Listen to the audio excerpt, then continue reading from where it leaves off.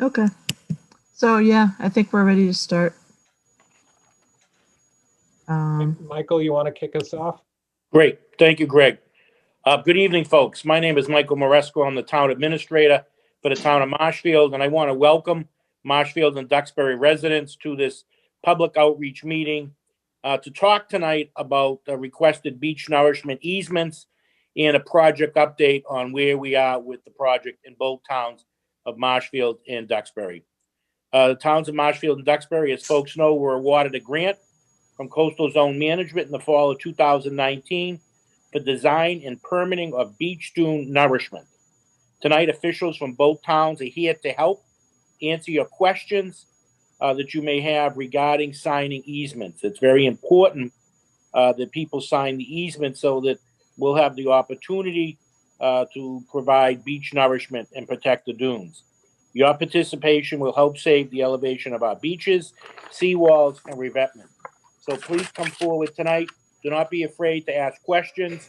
Professionals are here to answer your questions, to calm you, and hopefully at the end of this, everyone will rush and sign off on the easements. So thank you for participating.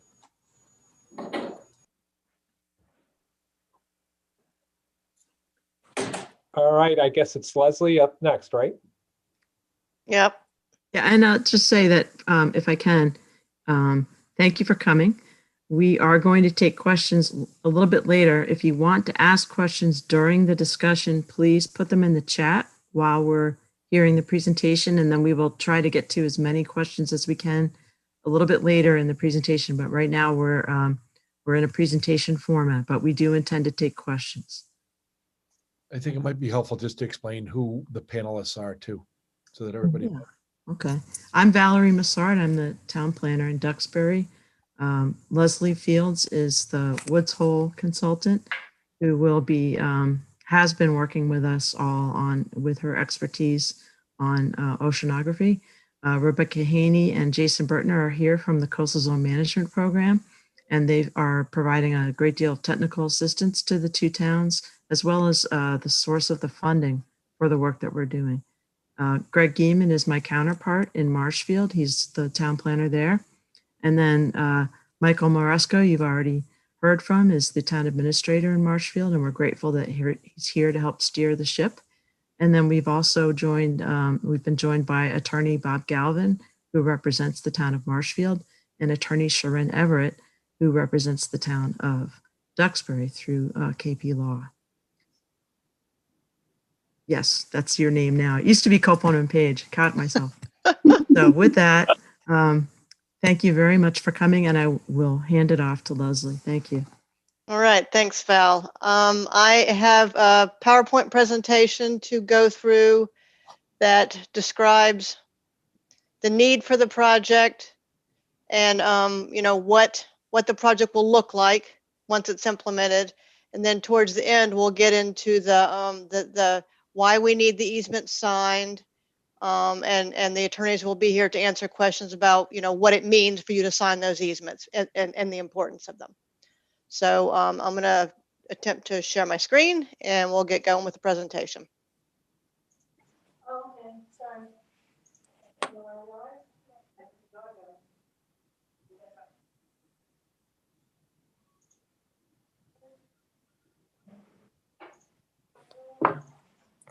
All right, is that full screen? Yes. Mm-hmm. Yeah, okay, all right.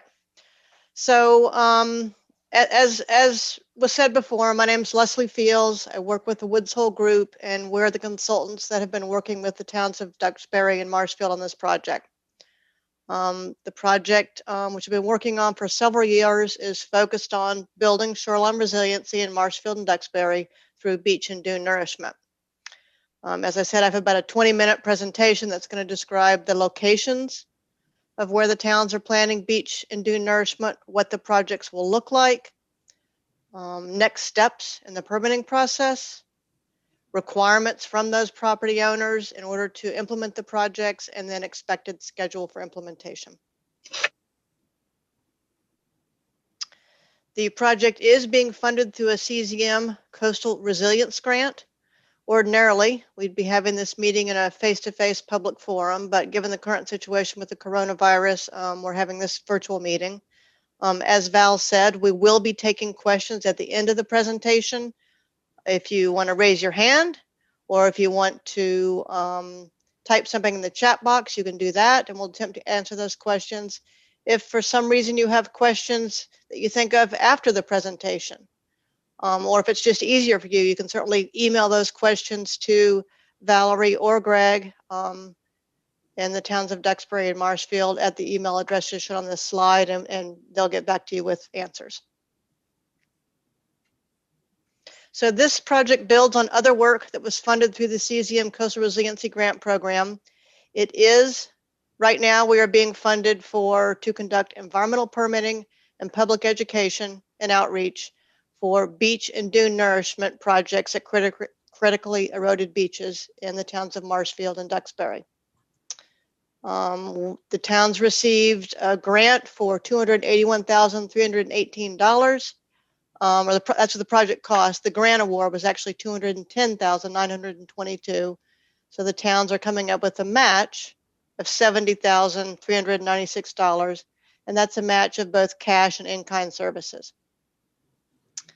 The grant this year started in September of 2020, and we should be done in June 30th of 2022. As I said, this project is building on previous work that CZM has funded. So a couple of years ago, Marshfield completed a project looking at beneficial reuse of materials that was dredged from Green Harbor. And so we looked at putting that material on the beaches to add resiliency. Duxbury Beach Reservation has received a number of CZM grants to look at ways and implement ways to build resiliency of that barrier beach. And most recently, the towns of Duxbury and Marshfield completed a FY20 CZM grant where the entire coastline was evaluated for sites that would be suitable for beach and dune nourishment as a way of building resiliency and protecting the seawalls and revetments and protecting those public and private properties that are behind the revetments. So this project is building on the work that was completed in that previous grant, and we are tasked with securing local, state, and federal permits that are necessary for the beach and dune nourishment, and also, as I said, conducting public education and outreach, much like this meeting tonight, just to educate the public on the importance of the projects. I have a few slides here at the beginning just to talk about why beach and dune nourishment is needed. I'll go over those quickly before we get into the specifics of what's actually being proposed. So we know that the shorelines in both towns have extensive coastal armoring. In Marshfield, 83% of that shoreline is armored with seawalls or revetments. And in Duxbury, 91% of the shoreline at the northern end of the coastline, north of Duxbury Beach Reservation, is armored with seawalls and revetments. So this armoring is shown in these red lines in this left graphic here.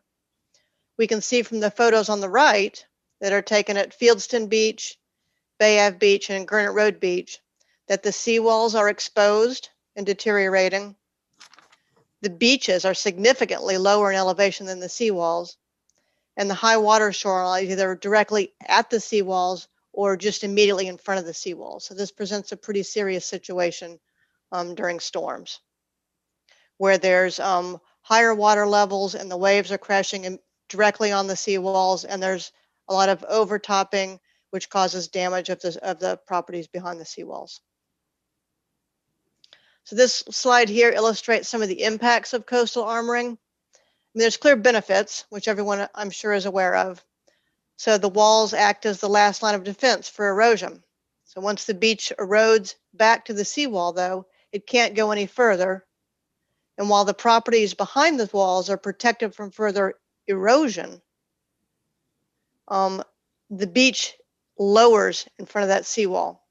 So that seawall adversely impacts the beach by causing a lowering of that seawall or lowering of the beach, which then allows more overtopping. So this slide here also just sort of illustrates that sequence of events. If we have lower beach elevations, we have deeper water in front of the seawalls during storms. That deeper water allows larger waves to impact the walls. When we have larger waves, we have more wave overtopping, and more wave overtopping results in increased damage to the public and private properties behind the seawalls.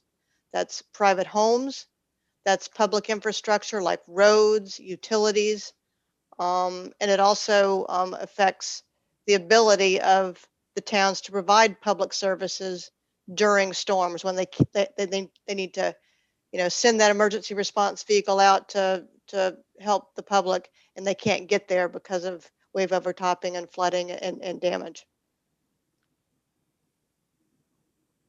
I wanted to talk just for a second about the current management approach. So the towns have been working hard to manage these shoreline problems. Both towns have active programs with staff that are dedicated to maintaining the structures along the shoreline. They're ensuring public safety during storms and planning for future needs. So the towns have been maintaining and repairing these shore protection structures. They've also have programs to elevate or buy out structures. They've also been regulating development in these high hazard areas, and they've been engaging in planning studies, much like the one we're doing right now, through the Municipal Vulnerability Preparedness Program that the state runs, and also through the CZM Coastal Resiliency Grant Program. So all these steps are aimed at minimizing flooding during storms and reducing wave damages to buildings and public infrastructure. But the damages that are occurring are going to continue into the future as sea level rises and storms become more frequent and intense. So we really need additional measures to add resiliency to both of these towns. So we can continue with this current management approach, but this beach and dune nourishment is intended to augment the current management approach in order to reduce damage and reduce vulnerability. And this last slide here for the intro portion just sort of shows, how much money is going to be needed over the next 30 years in order to continue to repair damaged properties through FEMA repetitive loss claims, repair seawalls, and provide public services during storms. So it's estimated that Marshfield will have to pay upwards of $71 million to protect these properties over the next 30 years, and Duxbury about $26.4 million. So that's a significant amount of money that we hope to be able to reduce by implementing these beach and dune nourishment projects. All right, so during the FY20 CZM grant, we evaluated the coastlines of both towns. And we evaluated those to identify sites where beach and dune nourishment would be feasible. And we used engineering judgment to assess the viability of beach nourishment at each site. We looked at 14 different beaches all the way along the coastline. We took into account engineering feasibility, performance, and long-term performance of the projects, potential environmental impacts, and costs. And after doing that exercise or that analysis, we ended up identifying 2 areas for dune nourishment. So that's Wrexham Public Beach up here and Winslow Ave Beach here. So there's 2 blue areas identified for dune nourishment, and the 2 red areas, so Fieldston and Sunrise Beaches here in Marshfield, and then Bay Ave and Gurnett Road beaches, partly in Marshfield and partly in Duxbury. Those are the 2 sites we identified as being feasible in order to perform beach and dune nourishment. At each of these sites, we looked at a range of alternatives for dune and or beach nourishment. We went through an analysis to select a preferred alternative. I'm not going to spend any time tonight talking about how we narrowed down the designs to the preferred alternative. Instead, I'm just going to jump to the preferred alternative and describe to you what it is we're moving forward with into the permitting process for each of these sites. So at Wrexham Public Beach, that's what we're looking at here. This slide shows what's planned for Wrexham Public Beach. It's a dune nourishment project to enhance the elevation and width of the existing dunes. So the footprint of the project is shown by this yellow area here. The design covers about 5.3 acres of dune and beach, would require about 47,000 cubic yards of fine to medium grain sand, similar to what's there right now. It would take place entirely on Town of Marshfield property. And if the Sea Rivers Trust is interested in participating, that would be a benefit to the project. And so the town is going to be engaging in discussions with Sea Rivers Trust to see if they would like to participate. The benefits of this particular project at Wrexham Public Beach are improved storm damage protection, improved habitat for shorebirds, and improved recreation. And then this is just a cross section of the design at Wrexham. So, and I have one of these for each of the locations. So I'm going to describe what these graphs mean once, and then hopefully we can move through them more quickly. But this is distance along the shoreline. So we're starting in the parking lot over here, and we're moving out into the ocean in this direction here to the right. And the y-axis is elevation. So 0 is, I mean, you can think of it as sea level, mean sea level.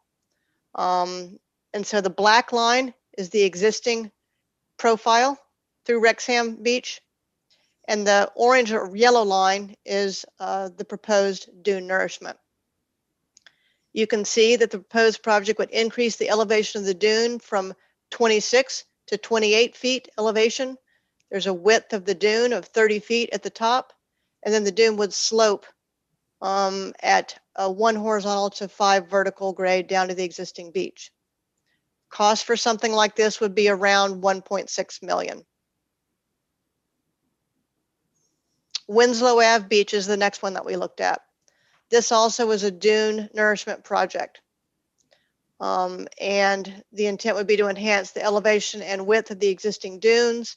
Here again, the footprint is shown in yellow on this slide. The project covers about 4.5 acres of dune and beach and would require about 18,000 cubic yards of cobble and gravel sized sediment that would match what's already in the dunes there.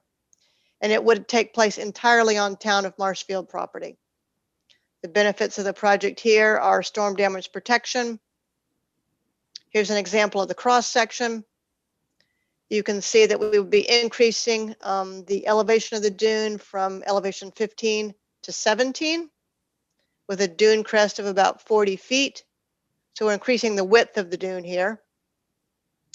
The cost for this project would be about $540,000. Next beaches are Fieldston and Sunrise. Fieldston and Sunrise is a combined dune and beach nourishment design. So it increased the elevation and width of the current beach. Again, the footprint is shown by this yellow shape here in the slide.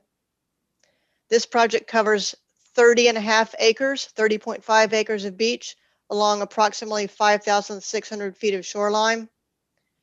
It would require 390,000 cubic yards of sand mixed with some gravel and cobble, again, to match what's already on the beach.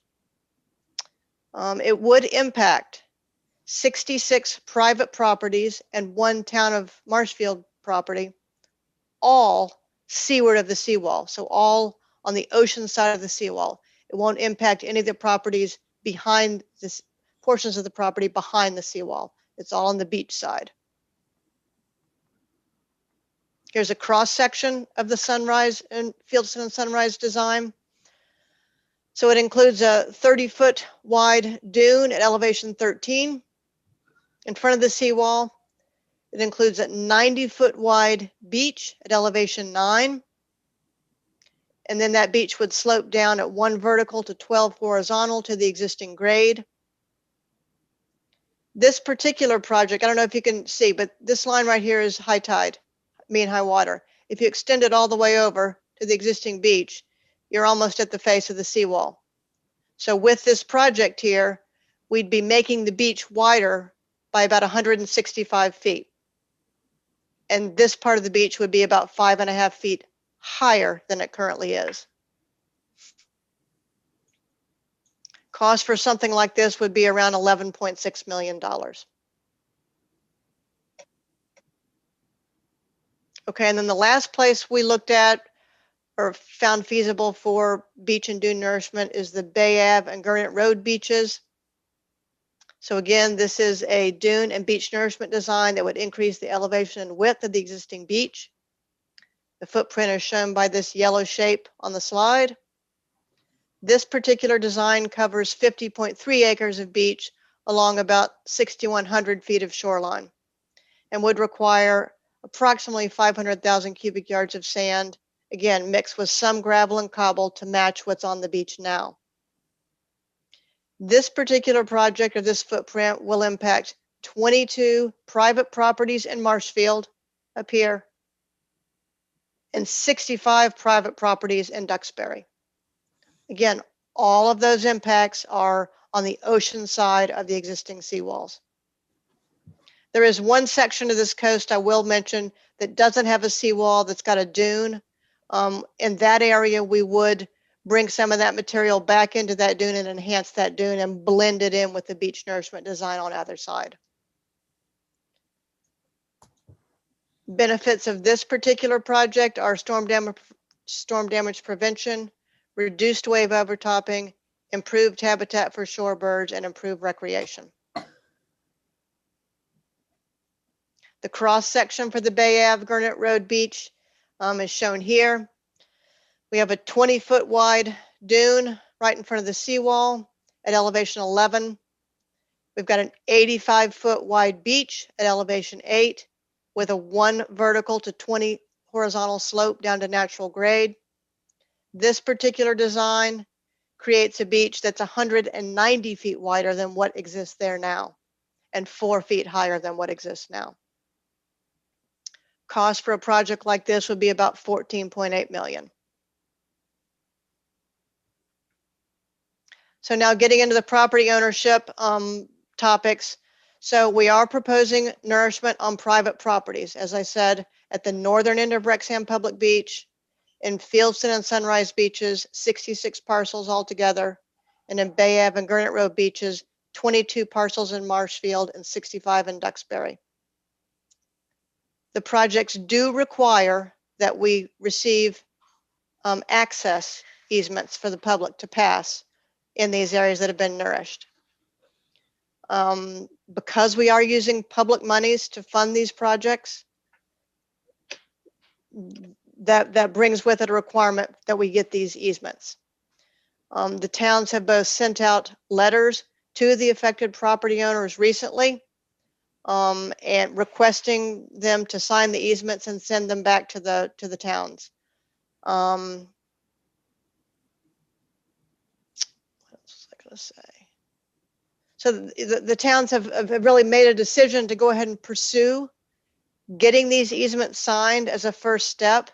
In the event that we can't get everyone to sign these easements, there are other avenues that the towns can pursue, and I'm sure the attorneys will be ready to answer questions about what that might be if the public is interested.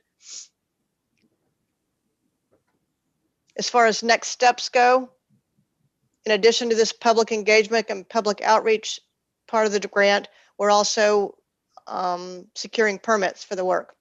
So we were scoped through the MEPA process to prepare an environmental impact report for the project. So we are in the process of developing that right now. Expect to file that probably late February, early March. We will then also need to get orders of conditions from the Marshfield and Duxbury Conservation Commissions. We'll need to get permits from Mass DEP Waterways, a Chapter 91 permit, and a Chapter 91 permit, no water quality certificate required for this. We'll need a consistency certification from Mass Coastal Zone Management and a permit from the Army Corps of Engineers. So we expect to have all those permits filed by the end of 2021 and to receive those permits by mid-2022. At that point, then the towns would be seeking funding for construction of the projects, either through grants or other mechanisms that the towns have for securing funding for large projects. Once that's been secured, then we'd be ready to go to construction. I think the earliest possible time we'd see construction would be during the winter of 2023. Okay, that's it for the discussion. I think that maybe Rebecca from Coastal Zone Management wanted to have something or wanted to speak up a little bit. And then I think the attorneys have something to say about the easements. Thank you, Leslie. It was an excellent presentation. So again, my name is Rebecca Haney. I'm with the Office of Coastal Zone Management, and we are funding this project. So we funded the design analysis and working on the permitting. We do get a lot of requests from both communities as well as private property owners for funding for shore protection projects. There is limited funding available, and it is competitive both at the state level and the federal level. Right now, the eligibility is for public projects. In this case, because you have publicly owned seawalls that are maintained by the communities, then protection of those walls or enhancement of the protection of those walls and restoring the beach in front of it is something that's covered. So nourishing that beach makes a big difference in how the seawall is able to perform and extends the life of the wall. So that is something that's an eligible project. But there are very limited circumstances where protection from private properties is eligible. So that's something that's important to consider. It's a significant benefit that you're able to possibly get some public funds that will benefit your shore protection. So I just wanted to make sure that folks were aware of that.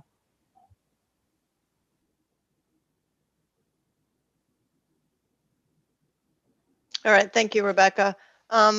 So Bob and Sharon, do you have anything you want to say about the easements, or do you want to just take questions? I don't know how Maybe you guys just want to proceed. a couple of words about the easements. Okay.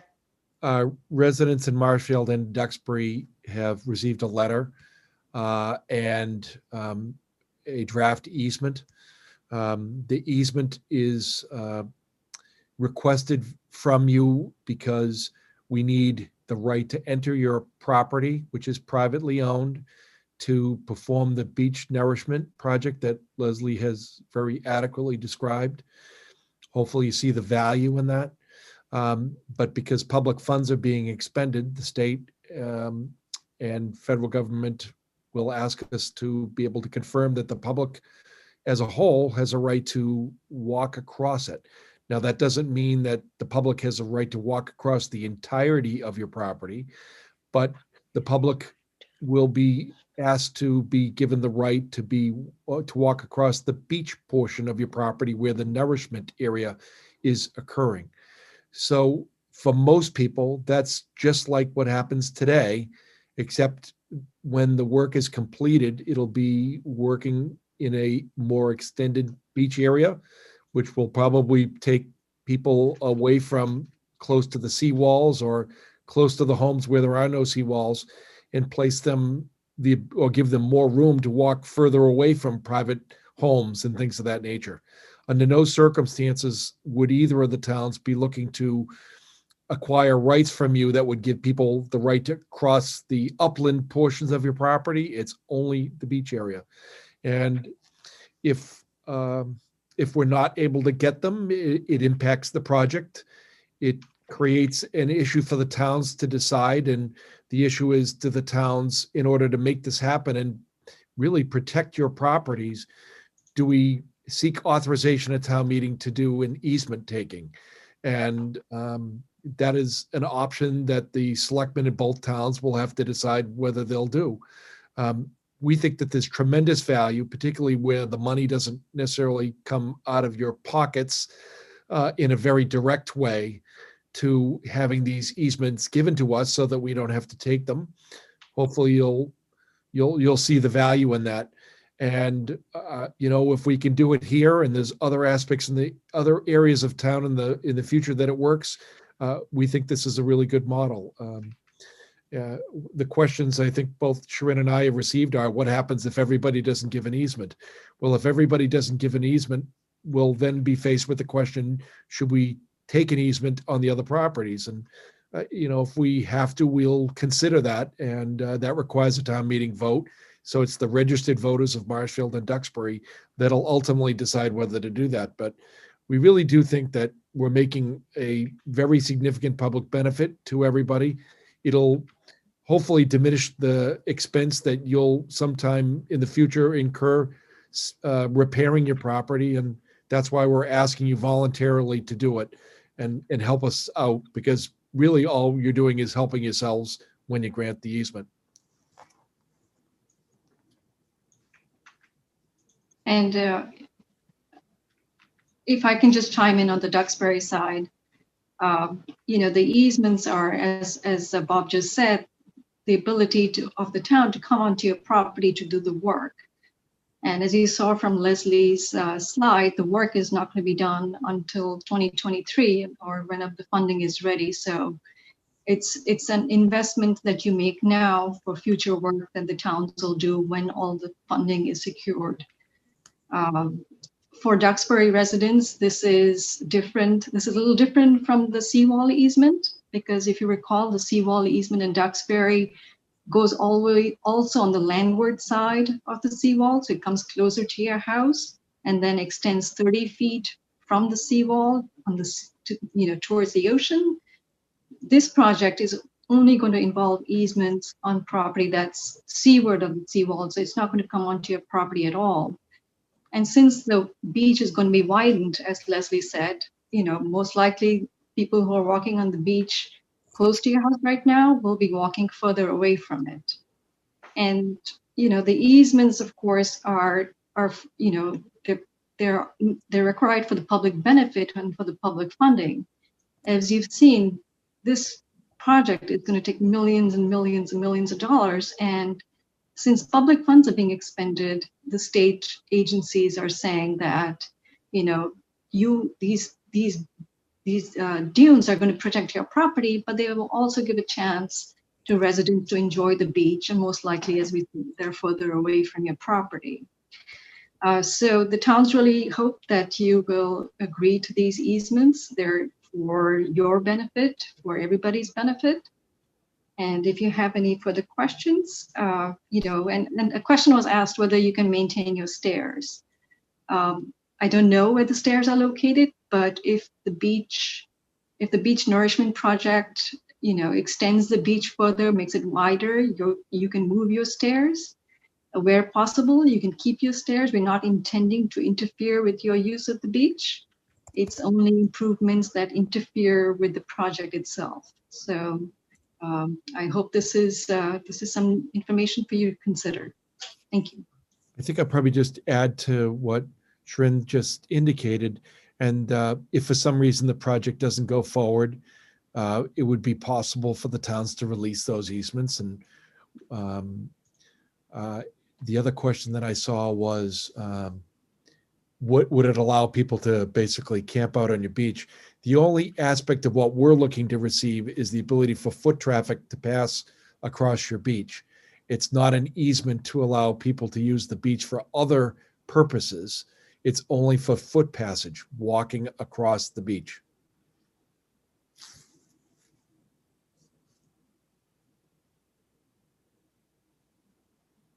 Okay, if I may, we've gotten a bunch of questions just in the last couple of minutes here, and Val, I sort of cataloged them. I might be able Great. to answer a few of them.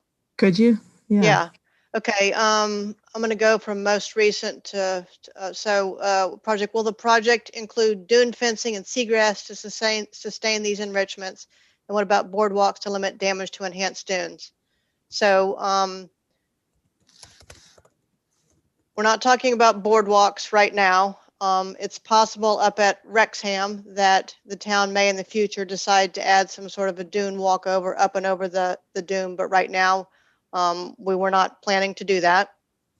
Nor were we planning to add any sort of beach grass except for on the dune crest and the landward part of the dune. So that is an area up at Wrexham Public Beach where there are endangered shorebirds, and in some cases the Natural Heritage Program is not in favor of planting seagrass because that takes away from the shorebird habitat. So right now we're only proposing to plant from the crest landward on the dunes.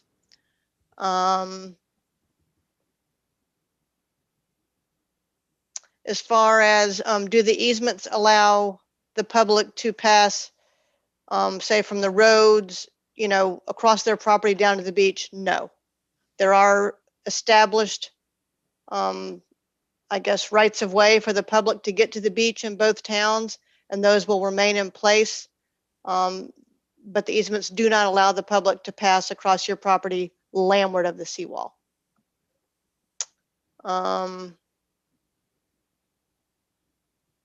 There were a couple of questions about longevity of the beach nourishment, and that's a good question. If we're able to build the projects to completion, so in other words, do the entire nourishment at both Fieldston and Sunrise and Bay Ave and Gurnett Road, which are long beach nourishment projects, if the towns have enough money and the source of material to build those long projects, it's expected that they would require renourishment in about 4 to 5 years initially. That doesn't mean that every single grain of sand is lost. It means that we've got about 50% of the material that's left in the footprint that we originally established. At that point, we would recommend going ahead and renourishing. And if you keep up with a program like that, that requirement for the renourishment interval, it increases. So the first time you might need to nourish the beach after 5 years. If you do it again, maybe it's 6 years, then 8 years, then 10 years. So shouldn't be considered as a permanent fix. And the beach nourishment does have to be maintained over time. So that's an important expectation to understand or to have. Leslie, this is Jason. You had done a very thorough and an informative job of speaking to the longevity issues in some of the previous presentations, which were on the Town of Duxbury website. Would it be worth directing people to those presentations if they're interested in getting more information on that issue? Yeah, that's a really good idea. Are those presentations still up on the website, Val? Yeah, okay. Yeah, also there are links to the YouTube where you can watch Leslie's previous presentations, which contain some of this information. And, we started the outreach back last summer, and we've done 2 previous outreach meetings that are available to watch on YouTube, as well as all of the information that Leslie has provided to the town as far as what we filed with MIPA is available. It's a 300-page document, so it might not be easy to look at online, but it's, if you have any trouble, we can send you a copy. I think the most complete presentation is the one we gave in August of 2020. Yeah. So if you go to the website, you can look at that. There's a direct link to YouTube there. There's another question about, is there any advantage to pump sand via barge from off the shoreline? This process is used in Florida. And that's certainly an option in this case. So that would mean that we would be pumping the material from either an offshore borrow site or from a nearby dredging project. And that's certainly a possibility. It's important to keep in mind, though, that we're just permitting at this stage the nourishment area, the placement area. We wouldn't be permitting that dredging project, or we're not permitting an offshore borrow site right now. But we could certainly receive material from those 2 kinds of projects if they were permitted. And that's a very good source of material for the beach. There was a question about the stairs. I think Sharon answered that. How the Duxbury easements vary from the ones they signed from the seawall. Sharon answered that. Are surveyed areas where they need access, or will it be all homes along Fieldston? I'm not sure I understand that question. If that was your question, if you want to expand on it, maybe I can answer that. There was a Leslie, question. they may be asking where we're getting access for the equipment. Okay. All right. So we have that shown on the plans. Oh gosh, I'm not going to remember the road names. The plans are also on the website. Yeah. In Duxbury, it's Gurnett Road. In Marshfield, it's Bay Ave and Bay Road. In Wrexham, it is I forgot the street name there. Old Beach Road and Wrexham Road. Okay, Old Beach Road and Wrexham Road, and then there are some public accesses off of Foster Ave in the Fieldston area. All right, thanks for recalling those. So that's the location where the equipment would enter the beach from the upland. And then there's another question here about how easements would apply to dune properties. So is public access required on the beach seaward of the dunes, like seawall parcels, or is public access allowed on entire dune parcels? Which is a good question. I hadn't actually thought of that. Leslie, Leslie, have- go ahead, Val. I don't mean to. Go ahead. sorry. So Sharon and I had talked, and I've shared this with, I think, all of the dune property owners today. In Duxbury, I believe that's the only location where we have an existing dune that we're talking about. And on private property. Right. Yeah. And in that situation, we realized, because someone called us a few weeks ago on this, that there's no maintenance agreement. Like the easement stretches along the seawall and it stops with the seawall. And the dune's kind of there, and what we mailed out didn't define where we meant. And so what our intention is to take that 39-foot wide maintenance easement that we have running along on both sides of the dune and just extend it in a straight line across those 5 dune parcels and say from there and seaward is where we're talking about. Nothing past where those walls are on either side would be affected by the easement. That's private property.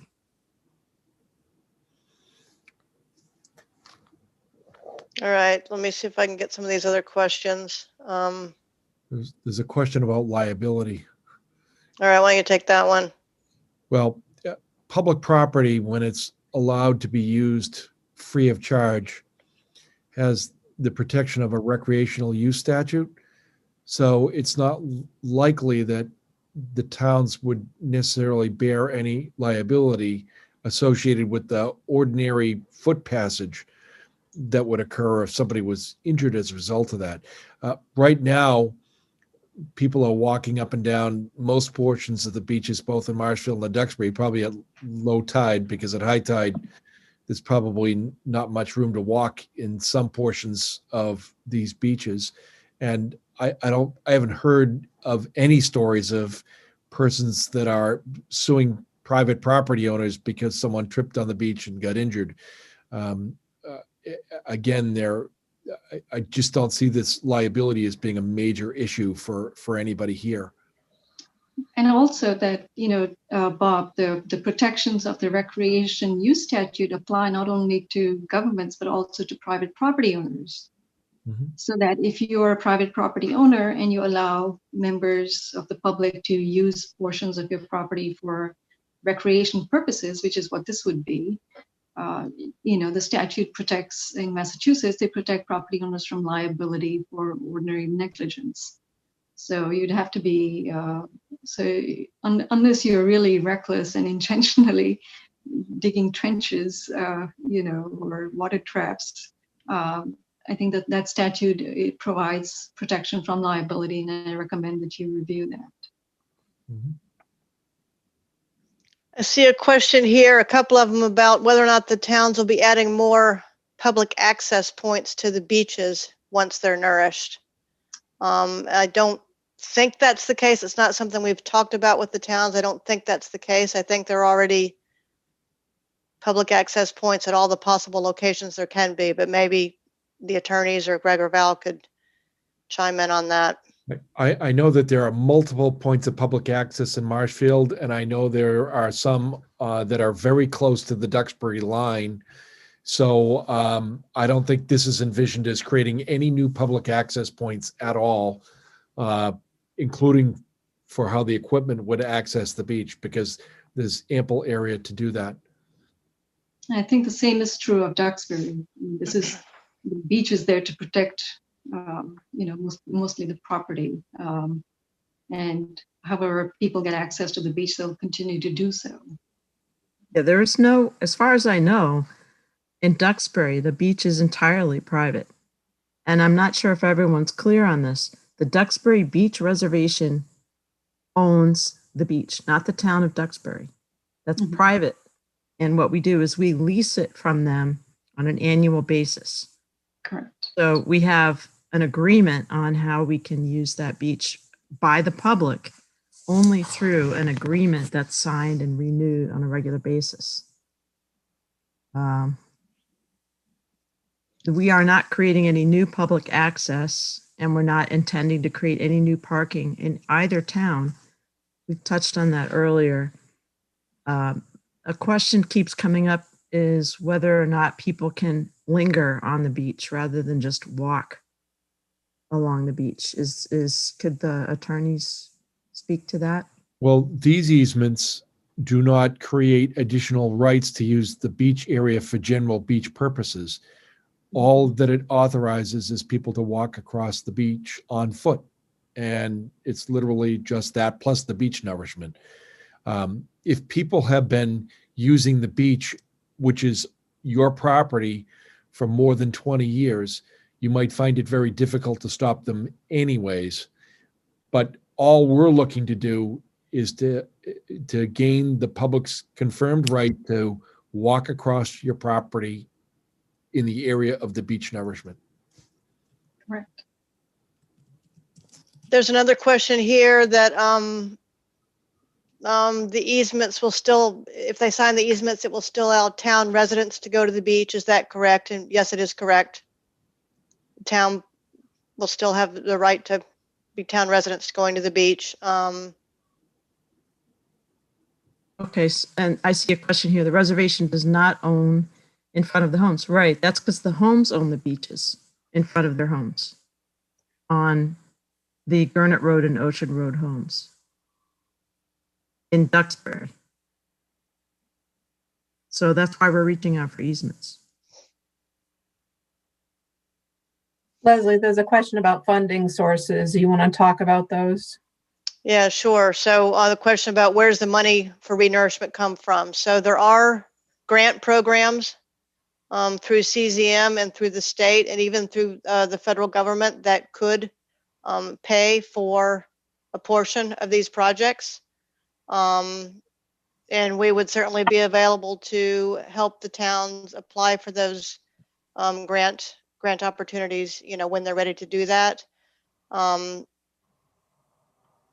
I don't know what other avenues specifically the town has. And maybe Michael could speak about that, or somebody like town meeting article or something. I don't know what else you could do to secure additional funds, but Leslie, perhaps you could say a couple words about beneficial reuse of the Green Harbor dredging material for maintenance. good. That's really good. Forgot about that. So every year we did one CZM project probably 3 or 4 years ago, looking at whether or not we could beneficially reuse that material that's dredged from Green Harbor for nourishing the nearby beaches.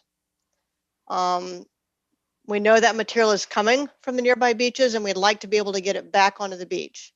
Right now, the Corps of Engineers maintains that channel every year and removes anywhere from 25 to 35,000 cubic yards of material. And they take it, because of the equipment they have, it doesn't allow them to get it back on the beach. They dump it offshore, sort of in the nearshore area, sort of right around the Duxbury Marshfield town line. And it would really be what we decided in that previous grant was that it would provide a huge benefit if we could find a way to get that material onto the beach. So with these permits in place, the towns will now be in a position to be able to work with the Corps of Engineers to get that the material placed onto the beach annually, whether it's pumped there or brought there mechanically. We're not quite sure what the mechanisms would be. Both are possible, but that's a huge source of material that would be very low cost for the towns, because the Corps is required to maintain that channel, and they pull that material out each year. So that would be a terrific source of material at low cost for the towns. Leslie, I could just weigh in. So the other option for towns, at least I'm speaking for Marshfield, you could go the debt exclusion. You'd have to get town meeting vote to go along with that, and town meeting vote for a debt exclusion would want to see that balanced out with some grant money. So that would be another option. Thanks, Michael. So there's a question here about the beach shutting down for most of the summer because of birds. How will this affect us if the federal government puts funds into this? Regardless of whether or not the federal government or the state or the towns fund this project themselves, we will be creating additional bird habitat, which is a benefit of the project. And because of that, the towns are going to be required to monitor these beaches for birds. If we do find through that process that there are birds nesting in these areas, these newly nourished areas, they are going to have to be protected. And so the public would not be able to go in those areas. There'll be fencing that sort of protects the birds while the nests are there and while the chicks fledge. So it's a benefit to the birds and to the bird habitat, but we will have to manage it if the birds show up and start using it.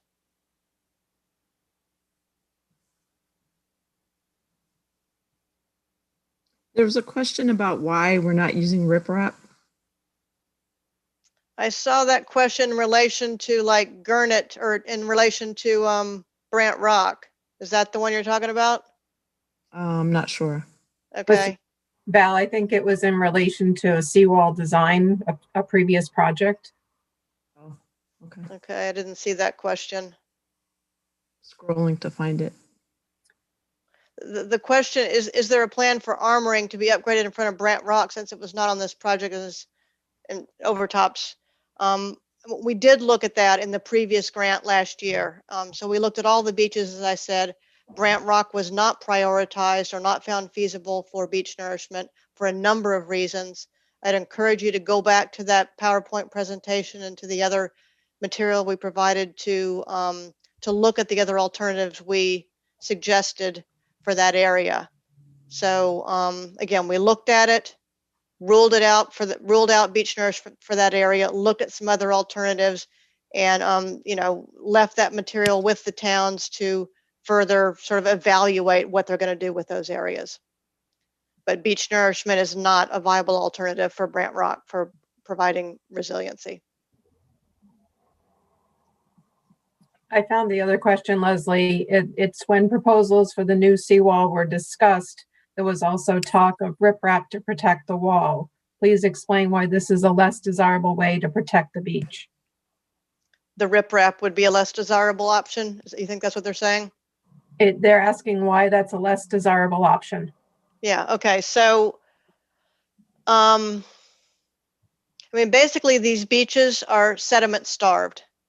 They have sort of a real lack of sediment on them. And that's because the beaches have been up and down the shoreline for such a distance have been armored.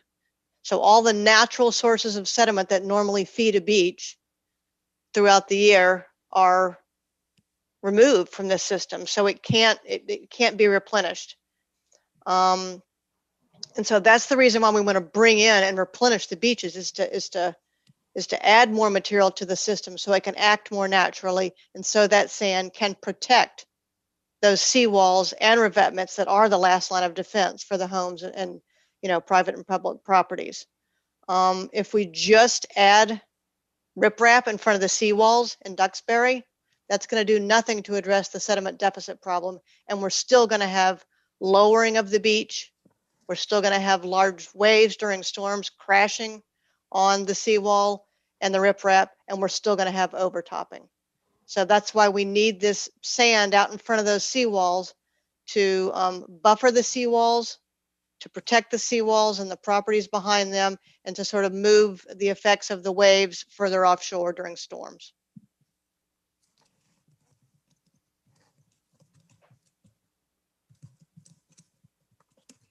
Another question is coming up here about stairs. I think we addressed that, right? Whether the stairs are not related. One question came up that I'm typing a response to, but in this case, there's another one. People who don't have the new wall yet in Duxbury. So some people have the new taller wall, other folks have the shorter existing wall. They were wondering what the elevation change is for those areas between the nourishment and the existing wall. So I'm just looking at the cross section here. I would say, so the dune itself is proposed to be at elevation 11 there, and it looks like the top of the seawall is about 16. Do you know exactly what it is, Val, or? Okay. No, So I'm going to say it's about a 5-foot drop down to the crest of the dune.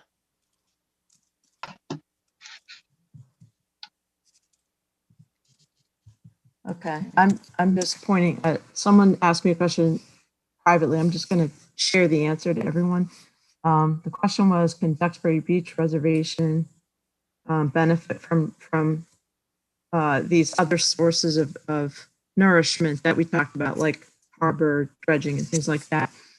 Yes, if they permit it, if they go through these processes like we're doing, and I think they are working with the Woods Hole Group completely separately from this project. This is not the Duxbury Beach Reservations project. The town is also doing a project for the private property that is not the Duxbury Beach Reservation. So there's two separate projects going on in Duxbury, but they're very similar, and we're using the same consultant, and we have the same funding from Coastal Zone Management, different grants though. So Marshfield and Duxbury are partnering on the public projects because of the public seawalls. And the Duxbury Beach Reservation has no seawalls and is working on private nourishment in order to maintain that barrier beach, which protects the harbor and also is a place for the birds and for everyone to recreate. I saw a question, and maybe this one's for Leslie, but I think it was asked by someone from Ocean Bluff, is there any benefit to them, even though their properties are not slated for the nourishment, if nourishment occurs elsewhere?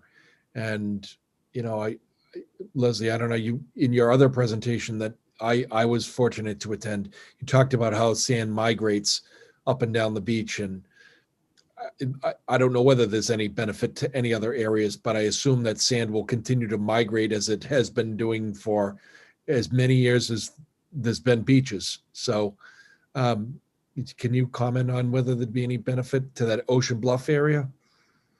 Yeah, that's a good question. There will continue to be longshore sediment transport up and down this beach, and it goes both directions depending on, direction of waves. And winds. We do know that in the Ocean Bluff area, that's an area of sort of divergence of sediment transport. So sediment moves to the south and to the north, and that's one reason why that area is so critically eroded. I would not expect a lot of the material from Fieldston and Sunrise to make it to the Ocean Bluff area. Some will, and you may see some buildup of material right along the toe of that revetment in the Ocean Bluff area, but I would not expect it to be a significant quantity of material. I will say that as a part of this, developing this environmental impact report, we are going to be developing model data that will quantify the volumes of material going in those directions. So I will have more information, more quantitative information to answer that question in the next couple of months. I'd like to step in on a question we're getting. A couple of questions I think are kind of leading me into the clarification again. In Duxbury, the town of Duxbury has, through the process of going through those repairs on the seawall, is still looking for funding to continue those repairs. What we did is we repaired what broke. We know that we need to reconstruct the remainder of the wall because of the changes in storm damage and better design. It's been a long time. The beach has changed from when those original walls were built and so forth. The reason we're talking about nourishment is because we're using public money to reconstruct that seawall. And in order to do that, we need to use the most possible bang for the buck. And so in order to do any further work where the walls are still standing, we need to also incorporate nourishment into the process of the reconstruction because our permits demand that. And it's also the best use of public funds. When When Leslie went through her PowerPoint presentation at the beginning, we were talking about the lifespan and the costs and so forth. And this project will significantly increase the lifespan of the wall. And furthermore, and much more important, it will really, really cut back on the amount of cobbles and sand that overtop the wall. There, you will see a huge reduction in the amount of storm damage that you experience during the time that we have that nourishment in place. It's a tremendous benefit to you and to us as a town in terms of response. We won't have to move rocks to get to you if there's a problem. You know, from the 2018 storms that we stood on those walls and we did everything we could to keep your houses standing throughout those storms. And we will do our level best to continue to protect you. One of the things we can do right now is work with you to do the beach nourishment to cut down on the amount of damage that you're experiencing and to protect the walls. Leslie and Rebecca, there's a couple of questions that are kind of asking two questions about how long will the beaches be closed while we're renourishing? And on Leslie's side, that's the question. And on Rebecca's side, there's timing. We're not going to be able to do this in the middle of the summer and stuff. There's limited time windows for this work. So if you guys could provide a little information for those questions. Yeah, so that's a really good question. The permits that we received for this will specify when the work can be done and maybe more importantly, when it can't be done. They will not allow it to be done during the bird nesting season. So this will start April 1st and it will go through August 31st. We will not be able to do any sort of work on the beach during that time period. If the material is being supplied from a dredging project, there will be other time of year restrictions that would have to be adhered to. And that would probably be really in the dead of winter, say from November 1 to January 15th. And that might be the only sort of narrow window that we could provide sand to the beach from a dredging project in order to protect other species. So I would expect that if we were to do one of these projects and do it in its entirety, so the whole 6,100 feet, it would take, 3 or 4 months to get this project done. Leslie, I think that, and Greg, the other important thing to think about is what Woods Hole Group is designed is a template for nourishment, but you need a certain amount of volume to fill that. And they're looking at different potential sources of sediment that may become available. So for example, if you have some of the Green Harbor dredging material that is available, that is a small amount relative to the template. So it's not going to fill it, but it's going to add some material. It's not going to be the entire template that she's described. So if that, taking what's available for a relatively low cost is a project of opportunity to use compatible material and add your sediment, then that's important to go ahead with. That does help your system, but it may not add the entire volume for the whole project. Leslie, there was another question asked, and the question was, what happens if all the residents of one town give permission, but the other residents of the other town do not? Will that impact the project? And the only place I think that would be true would be in that Green Harbor, Duxbury Beach area. The other parts are wholly in Marshfield and wouldn't be connected. So I guess that could proceed regardless of what somebody else felt somewhere else. But can you answer that question on that Duxbury Beach, Green Harbor Beach area? Yeah, sure. Ideally, we want easements from everyone in each of the footprints. If we have someone in the middle who doesn't sign the easement, it jeopardizes the entire project for that area, because we can't build a project and skip just one property or two properties, or skip one here and then build on 5 properties and then skip on down the beach and, skip a few more properties. It's got to be a contiguous project. So if one person decides, or 2 people decides they don't want to sign the easement, then I think the towns would have to consider other means for proceeding with the project.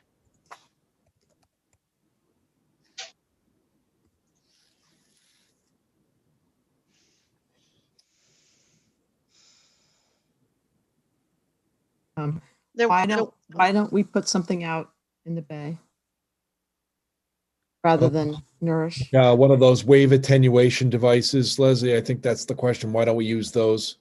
Yeah, we did look at some alternatives that like that in the previous studies, so I would encourage you to go look at that information to learn a little bit more about it. I guess the one thing I can say is that an offshore breakwater, it might reduce the wave energy that's coming to the beach, but it's not going to create sand for your beach. So if you're going to have an offshore breakwater to minimize erosion, you first got to have sand on the beach. So, if you're ever going to do something like that, which is a very costly endeavor and something very difficult to permit, it would need to be coupled with beach nourishment.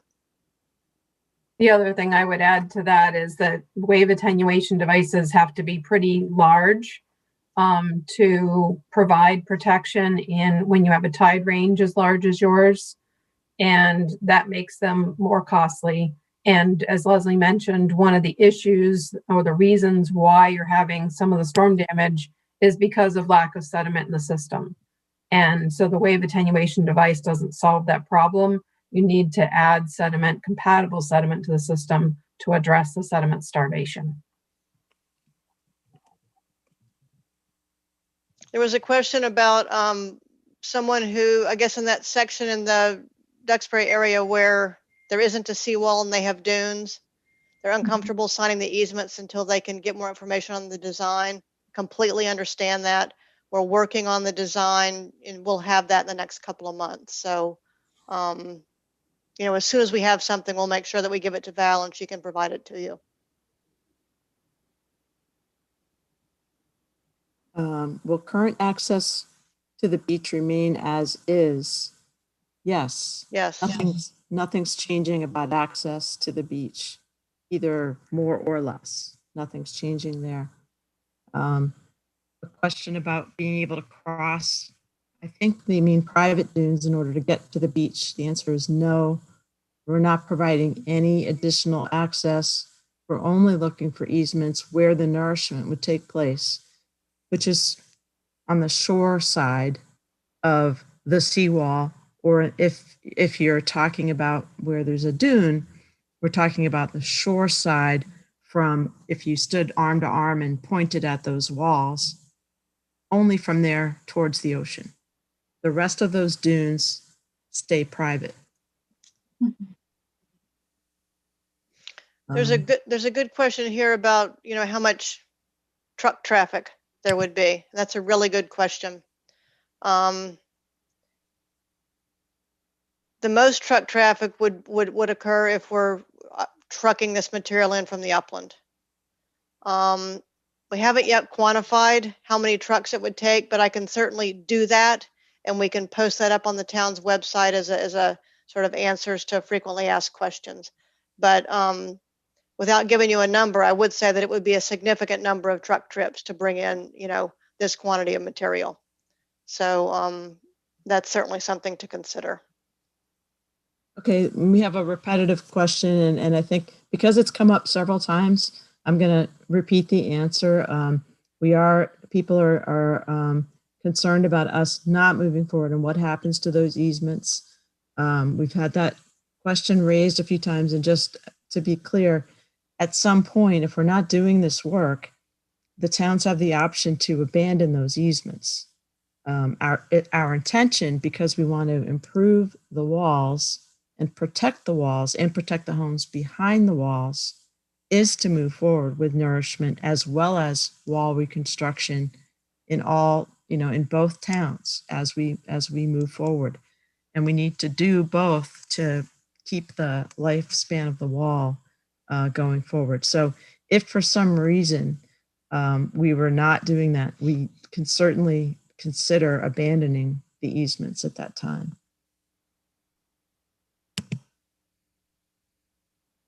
We had a question about whether placing sand more frequently would be cheaper and easier. Yeah, I saw that. Not quite sure how to answer that, but you know, I think, well, one thing we do know is that with repeated, and we've done some modeling to show this, with repeated nourishment, say for example from the Green Harbor project, if we can do that every year, that really increases the longevity of the project. And so that's a good thing. And in that case, we would have that source of material to do every year. I don't know that the towns would be in a position to fund nourishment every year or to sustain that sort of truck traffic that I was talking about if we're doing an upland placement. So that might be something to consider, you know. So Leslie, yeah. do you think we could put up a beach profile picture? Because I think there's some, I think it would be helpful to walk back through just a beach profile of where the nourishment looks like compared to the existing beach. So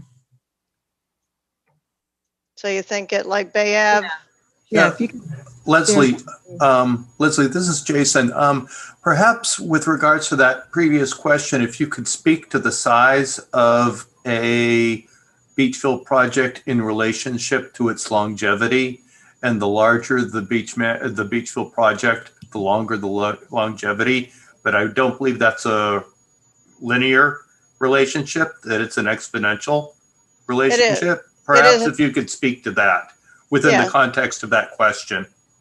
Yeah, so that's a really good point too. So as Jason said, the longevity, the performance of a beach nourishment project is proportional to the length. So the longer you build that project, the longer it's going to last. It's not a linear relationship, as he said, it's exponential. But if we do, say, small nourishments every year along the beach, there'll be a benefit. I don't want you to understand that there's not a benefit, because there will be. Anytime we can put sediment in the system, there's going to be a benefit. But if we're to do smaller projects annually, you're going to have sort of a shorter, you wouldn't expect to see that 4 or 5 year lifetime that I talked about before half the material is gone. So I don't know, I hope that speaks to the I think what you wanted me to speak to. The other way to explain it is that the material spreads out. So it's not that the material goes away, that you have the sediment that you've added to the system spreads out, moves along shore, and is part of the system. So some of the benefits that Duxbury Beach Reservation has seen from nourishing their dune yearly on a regular basis has helped build up their system. Doing that kind of regular nourishment with material from Green Harbor on your beaches, it may spread out and not stay in the same place it was put for a design life, like what Leslie's showing you, but it still benefits the system, which helps all of you.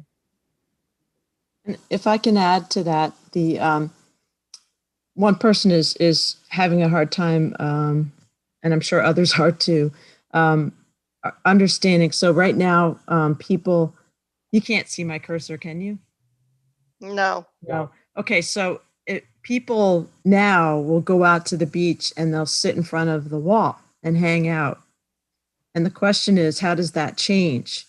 Will they have to walk over a dune? And the nourishment, if you look at the shape of this, the nourishment's just going to change the shape of the beach. It's not a dune that is going to be like starting at the bottom of the wall and then going up into the air and then back down. What it's going to do is it's going to come up against the wall. So you'll be next to the wall, but higher up in terms of where you are now. You'll be higher up on the wall when you hang out by the wall. So you're not having to go up and over a dune to get to the beach. If you look at this, the beach will just, the water is going to be higher and it's going to be less steep on the beach. And that's a more user-friendly environment in terms of having, I mean, it's a little bit smaller of a beach, but it's not a steep drop to the wall. So I hope that helps visualize it a little bit.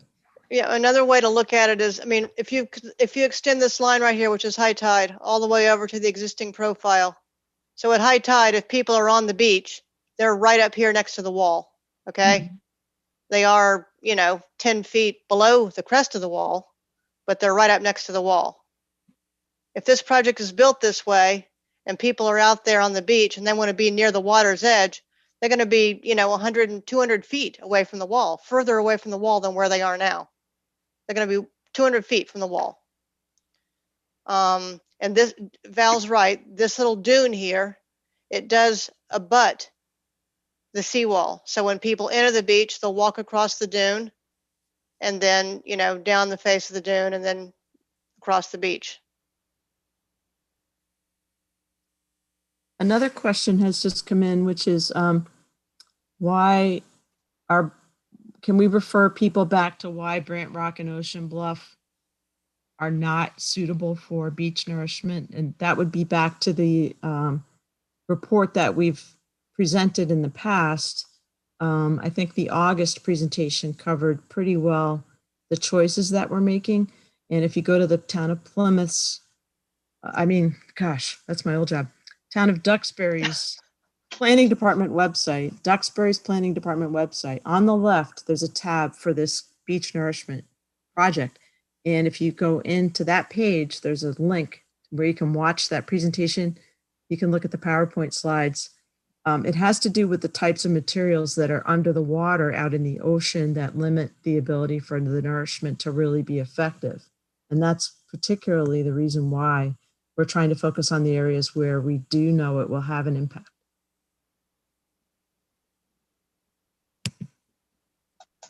There's a question here about, can we add anything, incorporate anything in the project to minimize loss of material during storms, like groins or fencing or something like that? It's a good question.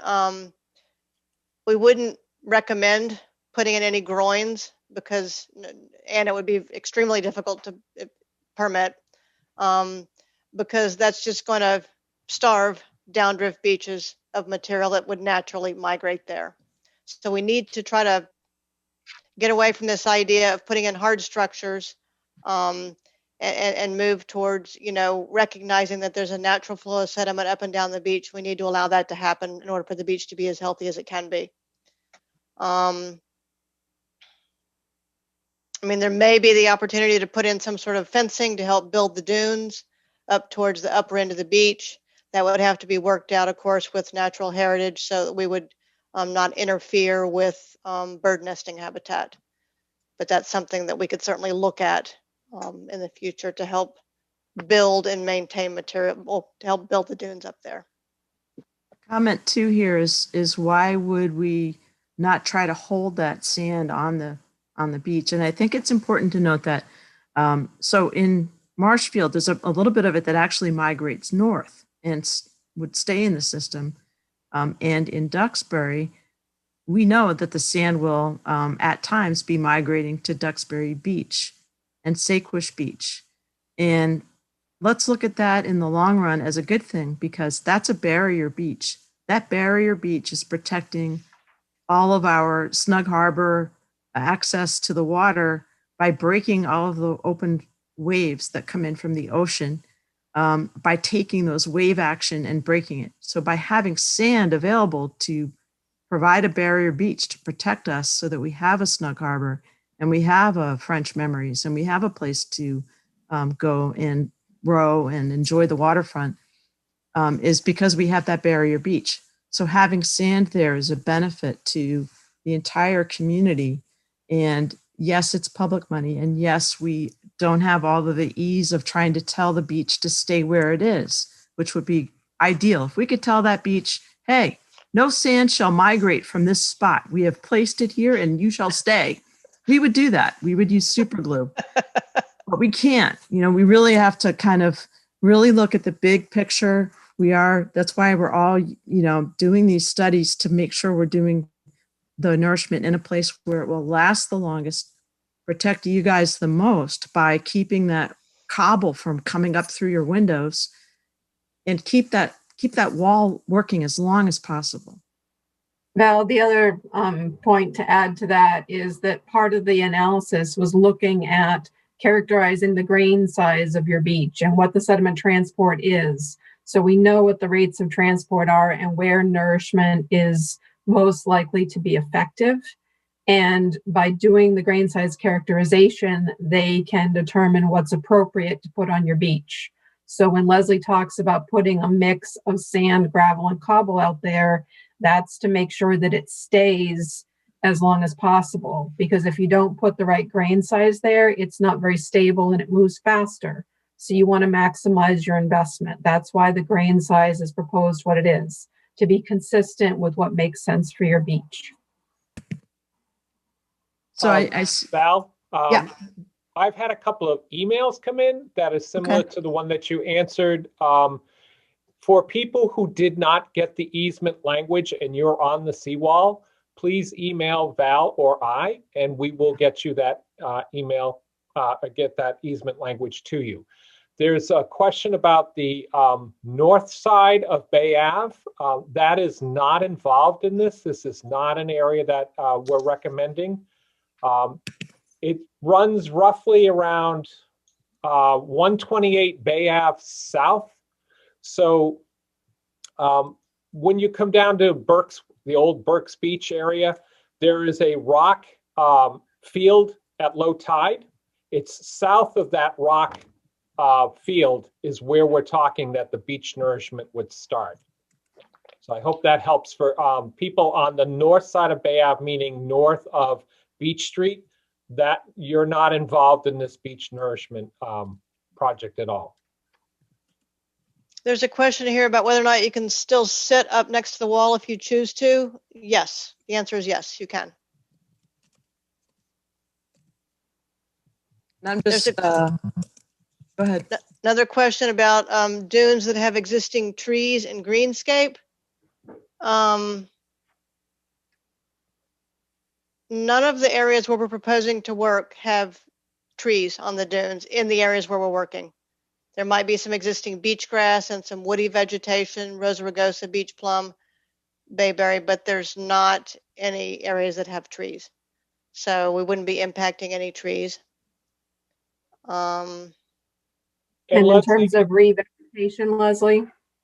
Yeah, so I mean, what I had said before, and I think this is still true, and we can look a little bit further into this, but we wouldn't be planting the dunes with beach grass.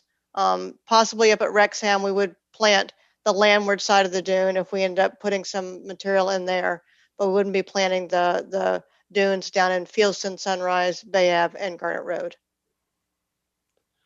Leslie, on the north side of Bay Ave, they're still asking. So we have that intertidal rocky area, which is one of the reasons why we stopped where we stopped. But there is also a concern if we added any more material further north, closer to the jetty, that only ends up in the mouth of the Green Harbor River anyway, at the entrance. That material seems to go into the harbor.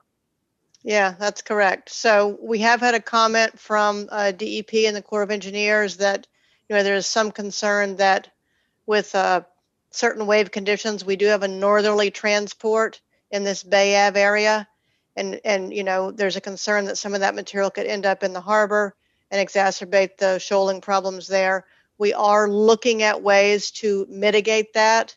I don't have any answers for you yet on what that will be. We had talked about maybe putting some coarser material at the northern end of the Bay Ave beach to minimize the potential for that northerly transport of the sand back into the harbor. We have a couple of other ideas that we're looking at and considering, but we haven't settled on anything yet. But yes, Greg, if we go further with the nourishment to the north, that's just going to make that problem even worse. And that particular beach up to the north is very healthy because that material is trapped up against the jetty. So it's not an area that really needs nourishment. We've had a few questions come in about whether taxes will increase because of the nourishment. The answer is no, not related to the nourishment, but I do want to be clear, and the town has talked with the seawall committee about this, that the possibility of asking the folks who live along that wall being asked to share in some sort of a betterment still remains. That doesn't mean that that would be taxation related to the nourishment, but we may need your help in trying to secure the funding to protect the homes. We are faced with a financial crisis, and it's a problem that we have to work together on. And so I'm not going to say that the betterment is out of the question. That doesn't mean that your property value, though, will increase in terms of taxation. I hope that's clarifying. Valerie, I just wanted to touch upon that. Glad you brought up betterments because people ask periodically about that. I think that, in Marshfield, I know at some point we'll probably have to have some kind of public discussion about betterments. In our town, betterments, and Bob would correct me if I'm wrong, but at least the last 20 years that I've been involved in a municipal government, betterments were used for sewer projects. But, betterments in other areas of the country and on the East Coast, betterments are used because there's a public and a private benefit. There's a public benefit that everyone has the beaches, private benefit, the person that owns the real estate's being protected. Now, some people might say, well, okay, if that property is protected, that's also a benefit to the town, but the costs are astronomical, as people, can hear tonight that, these projects take a lot of time, a lot of energy, and there's a cost. They're very labor intensive to get the beach nourishment there. So, I think that we'll have to have more conversation about how we actually finance this. I mean, how many grants are available? How many times can you go to town meeting to get additional funding? And betterments will play a role, I think, in that. Val, we've had another question about the fencing along Burke's Beach. Bob may want to join in after I start. Yes, we used to have fencing to restrict people from running, going through those dunes, etc. However, my understanding is there is a lawsuit involved between property owners and the town, and that fencing had to be taken down. Yeah, so in the area that's between the public access, which is the end of Beach Avenue, and the jetty, the properties down there, a couple of homeowners have decided to register their land. And in the context of those land registration cases, one of which was resolved before I was town council, there was an agreement made with the property owner to take down some fencing. And another homeowner has filed a land registration case, and I guess is going to allow the fencing to remain on her property. But that's why some fencing came down. It was a settlement made as a part of a land registration case. And what the town got out of it was the right to use the beach portion of that person's property for general beach purposes. So we agreed to take down the fence, and the person didn't want it. Thanks, Bob.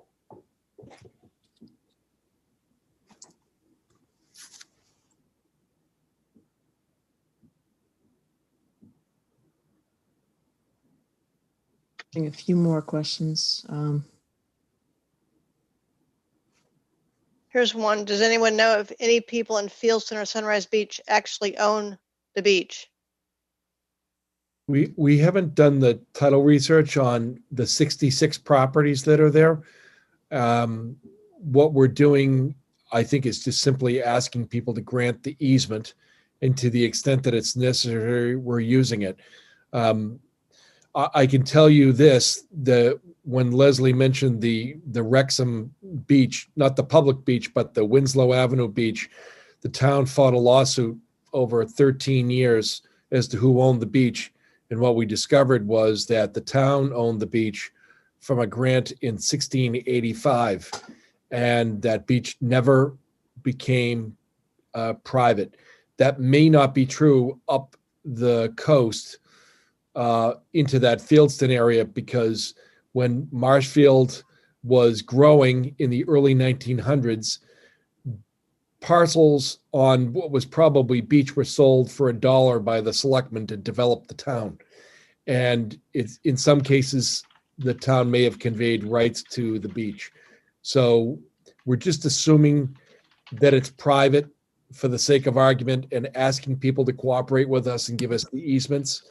I think if we dug deep enough and we had enough money to do it, we'd probably find that many more beach areas are public.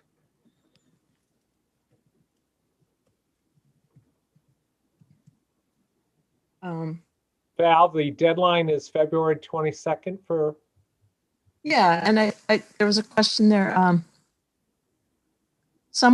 Okay, so yes, we may have sent letters in error to people. Again, somebody here is saying, I live on Fieldston Beach and I don't think I own any sand, beach. Please contact us. As Attorney Galvin is saying, it's possible that you may not, or that we think you could. And we want to, if you don't, and we don't need an easement from you, we may have sent you a letter in error, and that's quite possible. So we'd love to talk with you directly about your particular property so that we can be more clear on that. Leslie, I've talked to a number of Marshfield residents, and basically how I left it with them is it may be town owned, but by getting the easements and having everybody provide us the easements, it is much simpler in order to get that for the permitting purposes. We have easements on all the properties, and then it's not a question that we have to research or anything else. So on our side, we were saying, please give us the easement regardless of whether or not you actually do own it, because it makes it easier for us on the permitting side. Leslie, can you comment on this question about how will it says identify public access points? I think they must mean for the work, the nourishment, because there are no public access points to Duxbury Beach behind the dunes on Gurnett Road that I'm aware of. So I'm assuming that they must mean something about nourishment, or maybe they could clarify that question if that's not clear. Yeah, I'm pulling up the plans right now so I can Okay.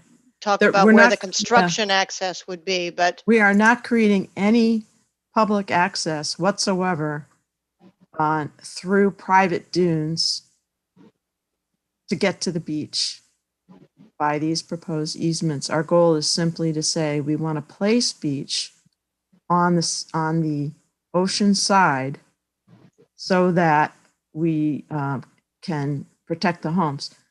In order to get the money to do that, we need the easements, and we also need to allow for you to give us permission to place that sand. And the easements secure the right for the public to walk back and forth on that sand and cobble once we place it as nourishment in front of the homes, not over private dunes. The other thing, I'm looking at the chat while I'm talking here. The public is not being given any invitation to enjoy any new access to the beach. So those dunes, if you live in the neighborhood and you've been walking across those dunes in that Gurnett Road area, it's possible that you have your own private rights to cross those dunes. That's not something I'm familiar with. You would have to, clear that. That is not public access. Walking across those dunes is not public access to the beach, and we're not changing that.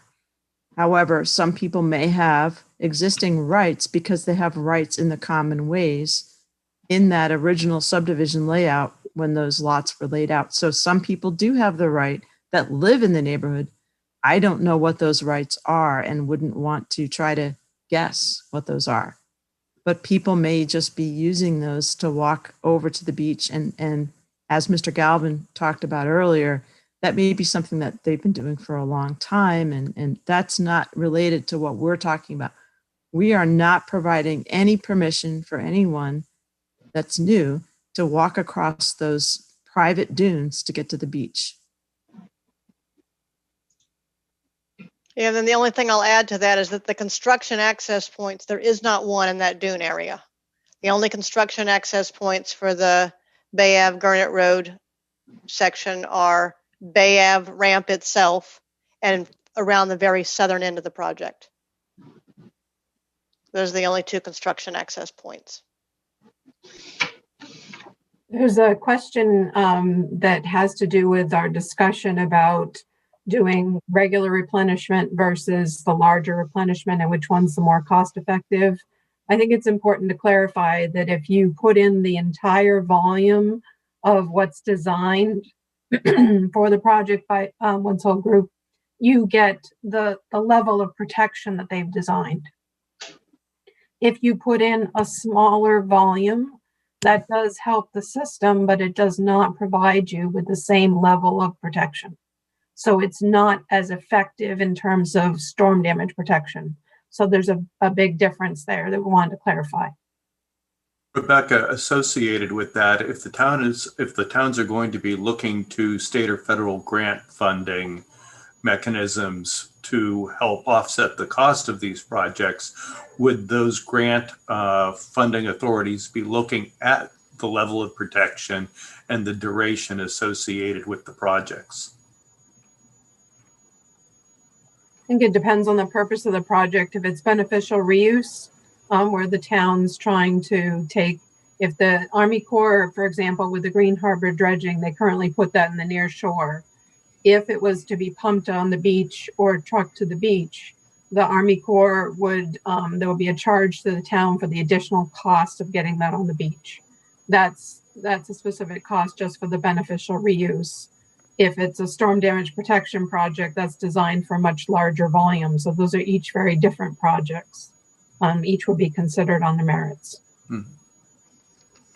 I have 3 points that I want to touch on. One is kind of a while back, we were talking about the beach profile and the dune, the nourishment that we're proposing along the wall and how that relates to where people sit. And a comment came back through saying, oh, so we'll be able to see people over the wall, and that's not something that we're comfortable with. And I just want to point out that once the sand is placed in that proposed profile, it's going to shift just like the sand does now. That sand moves every day with the tides. It's not going to stay in the shape that you see. That's the design for how it will be placed. And there's no guarantee that you'll be seeing people on the nourishment right next to your wall after 1 or 2 tides go through. That's just how, the beach will continue to do its natural thing and change with the seasons and change with the tides. So I don't want folks to just assume that that's going to be the profile that stays in place. It will move around. So it's not necessarily certain that you'll be seeing people right over that side of the wall after just a few cycles of tide. Another question was, and this is a way back, are we looking at sea level rise with respect to these improvements in the design of the wall? Yes. We are also looking at sea level rise with respect to access to these areas, which is relative to the bridges. So, and that's not everybody in Marshfield, but there are some folks in Marshfield and definitely on the Duxbury side. We are studying sea level rise, and we are studying the Canal Street, the Beach Street, and the Powder Point bridges with respect to that. And we are looking at how the water will come in from the bay side. That's not part of this project, but it's being done simultaneously and also by the Woods Hole Group with different funding. So we are examining how the other side of this Duxbury sand spit will be impacted by storms and sea level rise in addition to the wall side. And that's very important, and we are going to have that information this year as well to help us all talk about what's going on out there with the dynamics. And the last one I had here was someone was asking about insurance and where are we with the walls and repairs and so forth. Both towns, and more so Duxbury, are strapped for cash. We, as a town in Duxbury, don't have set-asides or long-term capital funding set-asides for infrastructure projects. That includes traffic signals, that includes sidewalks, that includes roads, that includes seawalls and nourishment. We don't do that as a community, and so it's more challenging for Duxbury to prepare for grant applications. And we've been having kind of an ongoing dialogue with everyone about how, yes, we realize that these are important things, and that's why we're full steam ahead, trying to get our permits in place and work with all of you to secure the necessary easements so that as soon as we can get the funding to do the work to try to maintain safety out there for the structures and the homes and for everyone to be able to enjoy the beach. But we don't have all the answers yet as to how we will get the funding. And as far as insurance, really what happens is similar to what happened in the 2018 storms. If those walls are damaged again, we can apply for grants. If there's a federal disaster, such there was in 2018, it's possible that FEMA will be able to help us with the repairs. If it's not a federal disaster, we will not have access to those kinds of funds like we did this time. So it's important for us to keep in mind that planning ahead and trying to reduce impacts to those walls will help us in the long term by nourishing those walls. While we try to figure out where we're going to get the funding, the nourishment of the walls will help keep everything more secure, because it's going to take time for us to figure this out. And we're all working together. Val, there was also a question about whether the storms like 2018, if those substantially deplete the nourishment, what would there be any financial assistance? FEMA does have a program whereby if you have a designed engineered beach nourishment, which is what Woods Hole Group is designed, and that's maintained, then it is eligible for disaster assistance. So that's part of what you're doing by going through this process, is setting yourselves up for that disaster assistance. So just like your seawalls, you have to do maintenance to be eligible. The same with the beach, but you are, designing something that is hopefully a lot more sustainable and is going to reduce your damages so that you don't have as much damage as well. Val, we got another email with a number of questions. I will probably need Rebecca, Leslie, and Bob to assist on these. First is, why aren't we using dredging directly onto beach as a renourishment process used throughout the East Coast that does not require easements? We are not Massachusetts is not Florida or North Carolina, which are two areas where I have seen it actually pumped directly from the offshore onto the beach. We're not in that type of situation. The offshore has to be permitted, and the likelihood of those permits being issued, again, takes time, money, and effort. They also want to know. But Greg, can I add something to that? Yep. Just, if once we get the permits for these beach nourishment sites, we will be able to accept material from dredging projects or from an offshore borrow site. If there are permits for those other projects, for the dredging and the offshore borrow site, we can accept them and it can be pumped to the beaches, just like these people are talking about that they've seen in Florida and other areas. I don't know what the requirements are for public access easements in those other states, but Massachusetts has a very specific requirement that if public funds are used and dredging projects result in material being pumped up to the beaches using public funds, then they have to sign off on those easements onto private properties. So there's also a federal requirement that if it's a federal project and there's material benefiting private properties, in those other states, I think you have public shoreline that's being nourished and it's not on private property. There's a big difference. Yeah. I think keep in mind that Florida is more like the Spaniards got there and they had their way of doing things. And in New England, it was the Puritans and the king. And the king said, hey, thou shalt have the rights down to the tide line. That's not how it worked down in the South. And that's why it's so different. it's really about how we became a state, and we have to work with kind of what we have, which is this commonwealth that was generated out of the king. Continuing, Sorry. the other question was my understanding that this was the old practice in Green Harbor.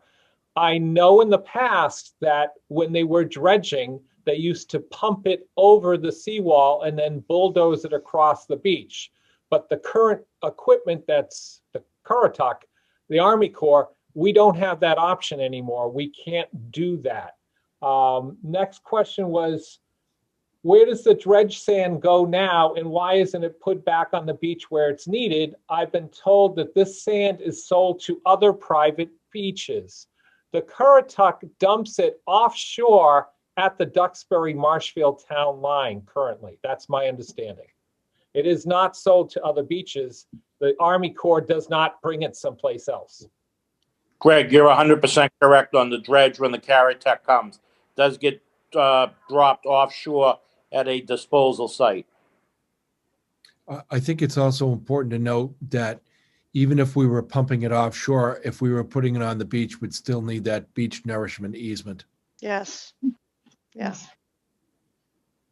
There's a question here about if we could speak to the percent of material that would be sand versus stone. I think that's a really good question. And I think the easiest way to answer that is that the intent would be to nourish it with material that's compatible with what's there now. So if you have a mostly sandy beach, then you would get mostly sand. If you have a mixed sand and gravel and cobble beach, then that's what would be put on your beach. So the intent is not to change the characteristics of the beach.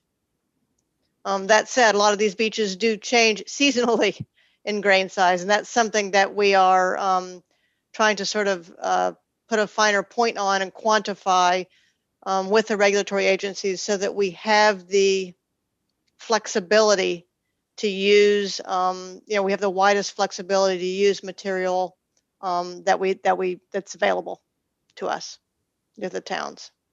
And the final statement on this email was, there are a lot of unknowns that have not been addressed appropriately. Liability, longevity, taxes, betterment impacts, success, etc. I would just say we have an opportunity to try to get beach nourishment in front of these seawalls. If people don't want it and it doesn't happen, what will eventually happen is these seawalls will collapse because there is no beach in front of them. And then the private properties directly behind those and the houses on the other side of Bay Ave and other locations will be damaged in storm events.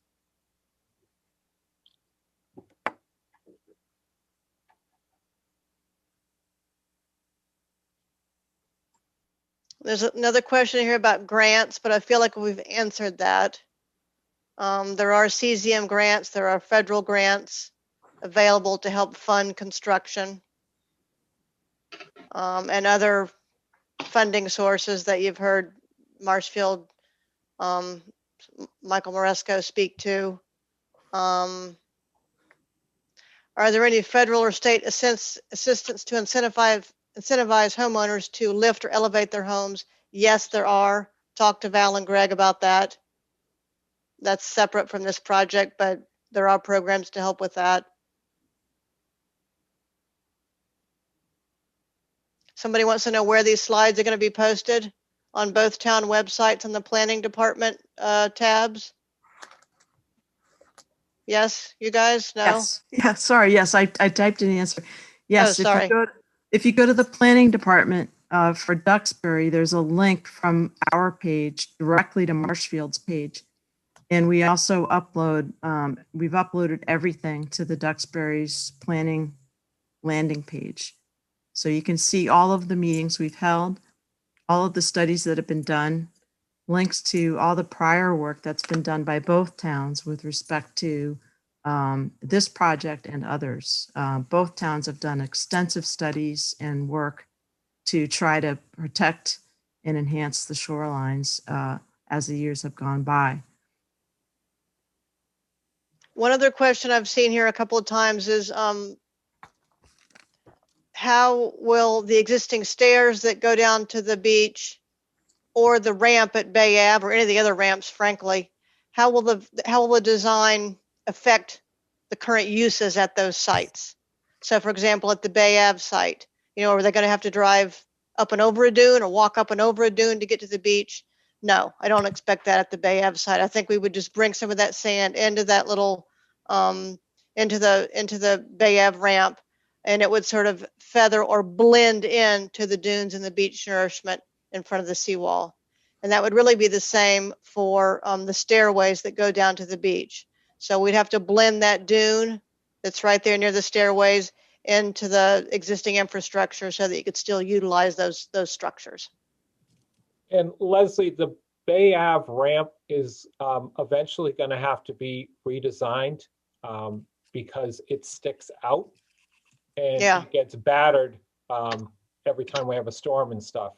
The DPW has considered in the past a different type of design that the ramp would be behind the wall, and that's where you would go up, so it is protected versus having the ramp stick outside of the wall.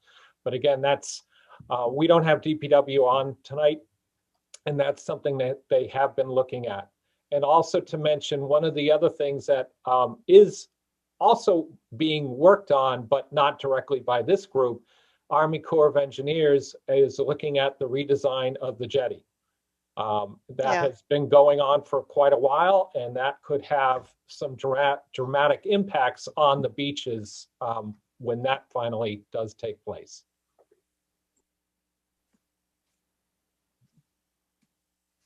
So I feel like we've answered most of these questions, and I hope that the public feels like we've answered them. Yeah, I think what I'll do is go through I've saved the chat. And that captured, what I did is I copied and pasted any questions that went into the Q&A into the chat. And what we can do is we'll try to take all of these questions, every single one of them, summarize them into a series of what'll probably be 20 or 30 questions that were asked with the answers. And then we welcome everyone to call. If we didn't answer your question, it's easier if you email, because then we can share it with others. Excuse me. But please keep communicating with us. Our goal here is to help everybody understand what we're trying to do. And a lot of times we're learning from talking with you what more we can do. So please call. Or I would stress the email, because then we can give it to the other people that will help answer questions. I think the other thing to mention too is just remind people, the easements are so important. Without the easements, none of this will be able to be accomplished. That's important. Yep. Very important. We cannot reconstruct the walls without these easements, because we cannot get the permits to do any more work on the walls unless we have the easements to do the permitting for the nourishment. So there will be no more wall improvements unless and until we're able to move forward with the nourishment permitting. So that's been made clear to us throughout this process, and I want to just restate that. Leslie, there's a request. That is for the Duxbury side of things specifically, so we don't get people confused. There's a request for the email slide, Leslie. Oh.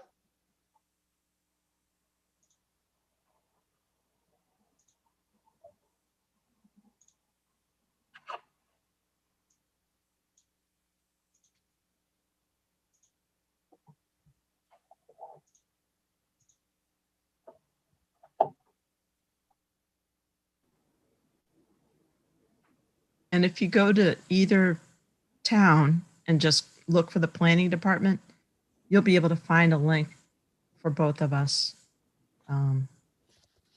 there as well. So we really appreciate it. We had a lot of people. It looked like we had about 100 people on the call. And that's a big investment on your part for coming to our meeting, and we really appreciate your time and your questions.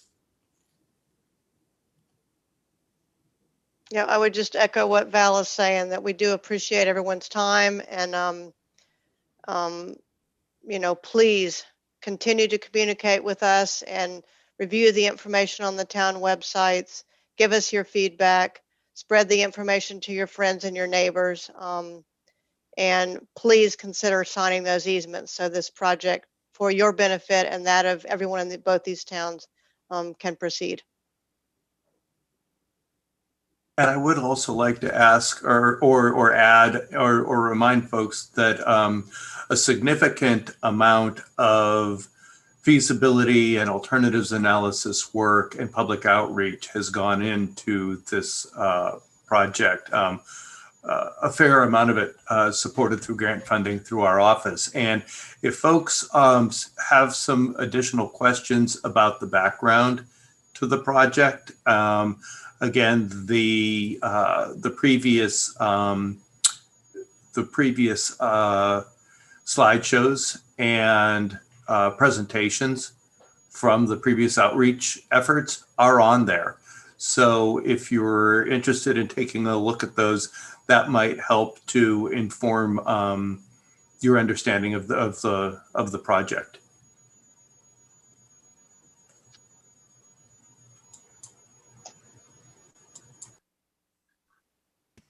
Well, I just want to take a minute to thank our panelists. Thank Mr. Moresco for coming as a town leader. It's very, we're grateful to have you here and have your interest. And we're very grateful and thankful to Coastal Zone Management for helping us with grant applications and the technical assistance. Very grateful to Sharon and to Bob for taking time to be with us this evening and to help us zero in on what we need to do to work with everyone. It's not an easy process for any of us to navigate. And Leslie, your knowledge and expertise is tremendous. So we really appreciate it. And Greg, let's go have a beer. We'll be living through this together for a long time. So I appreciate your cooperation and working with me.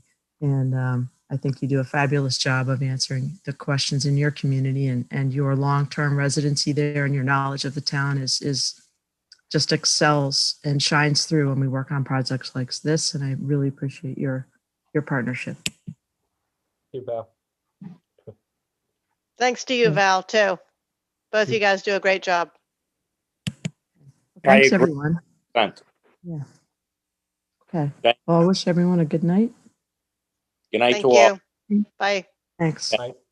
Bye-bye.